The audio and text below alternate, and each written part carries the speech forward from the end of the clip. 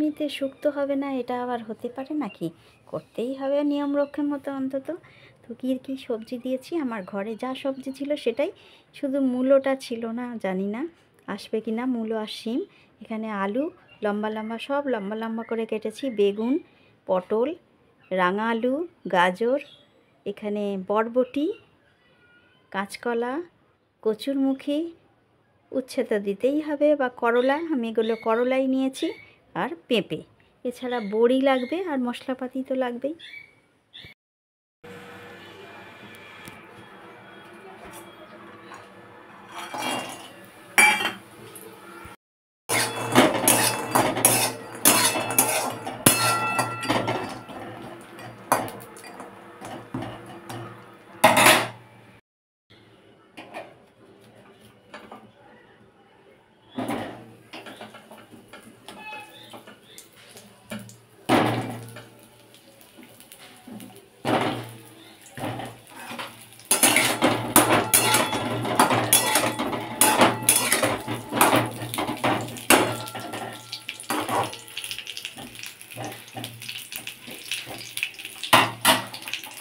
আলুটা ভাজা হয়ে গেছে প্রায়, আলুটা তুলে নেবো। আগে বড়িটা ভেজে তুলে নিয়েছি, আপনাদের দেখিয়েছি।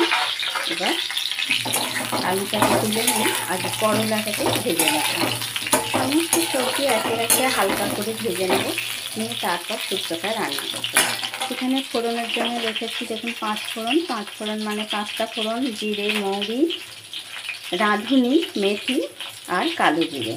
এছাড়া নিয়েছি একটু কালো সর্ষে আর একটা তেজপাতা।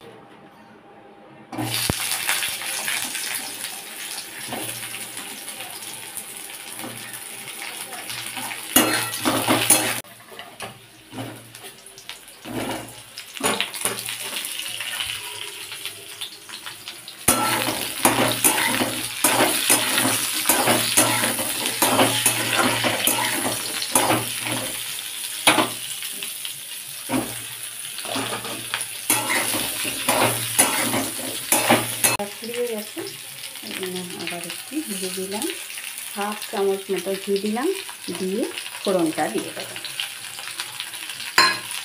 সবজি আর নামালাম না, খানিকটা লবণ দিলাম, কারণ এটা শুক্তোটা অনেকটা, তাই লবণের পরিমাণটা একটু দিতেই হবে। আর দিয়ে দেবো হলুদ গুঁড়ো,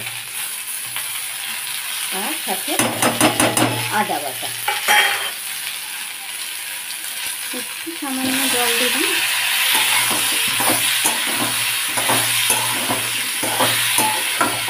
নাড়তে নাড়তে বাকি ভেজে রাখা সবজিগুলো দিতে থাকবো। শুধুমাত্র বড়ি আর করলাটা শেষের দিকে দেবো। সবজি সেদ্ধ হয়ে এলে তখনই করলা ভাজা আর বড়ি ভাজা দিতে হবে। নাহলে সবজির সঙ্গে যদি বড়ি দিয়ে দেন, করলা দিয়ে দেন, তাহলে তেঁতো হয়ে যাওয়ার সম্ভাবনাটা বেশি থাকবে, আর বড়ি দিলে বড়িতে একেবারে গলে যাবে। এগুলো আমাদের সব ঘরোয়া বড়ি, আমরা নিজেরাও দিতে পারি, আর প্লাস আবার আমাদের ওখানে পাড়ায় কিনতেও পাওয়া যায়, বাপের বাড়ির ওখানে।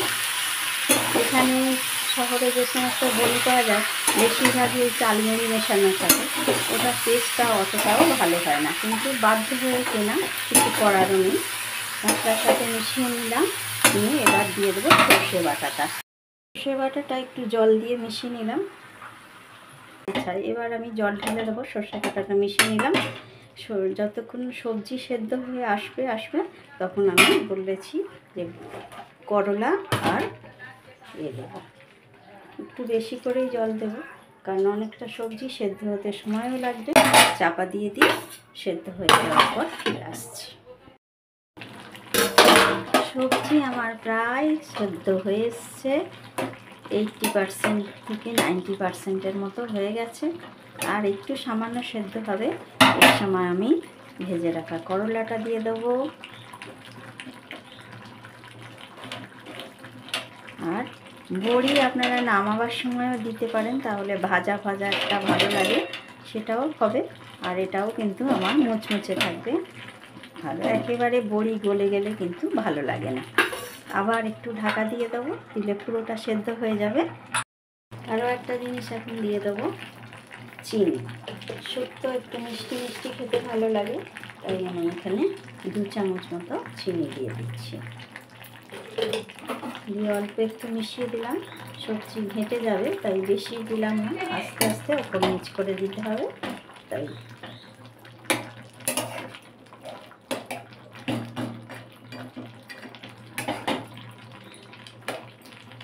2 মিনিট পরে ফিরে আসছি। 2 মিনিটেই আমার শুক্তো হয়ে যাবে। শুক্তো আমার রেডি। সমস্ত সবজি সেদ্ধ হয়ে গেছে, চিনিও দেওয়া হয়ে গেছে। এবার দিয়ে দেবো বেশ খানিকটা দুধ। ছোটো বাটির 1 বাটি দুধ দিয়ে দিলাম, একদম জাল দিয়ে রেখে দিয়েছিলাম। দুধটা জাল দেওয়া দুধ, তবু আরও একবার ফুটিয়ে নেব, নিয়ে তারপরে নামিয়ে নেব। এমনিতেই আমার শুক্তোর সমস্ত রস মরে গেছে, তাই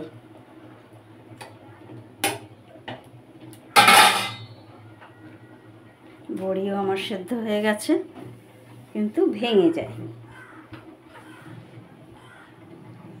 দুধ দিয়ে ফোটানো হয়ে গেছে। এবার আমি বলেছি নামাবার সময় আরও একটু ঘি দেবো, তো আরও 2 চামচ ঘি দিয়ে দিলাম। এইটাই নামিয়ে নিলে খুবই ঘন হয়ে যাবে। এখন মনে হচ্ছে একটু রস হয়তো অনেক সবজি আছে তো একসাথে, সেই জন্য, কিন্তু একেবারেই এমনি ঝোলটা দেখলেও বুঝতে পারবেন খুবই ঘন ঝোল হয়েছে। তাই পরবর্তীকালে আরও বসে যাবে, সবজিতে টেনে নেবে, বড়িতে টেনে নেবে। তাই একবার ঘি দিয়ে ভালো করে ফুটিয়ে নিলাম যাতে সবার সাথে মিশে যায়, আর তারপর নামিয়ে নেব।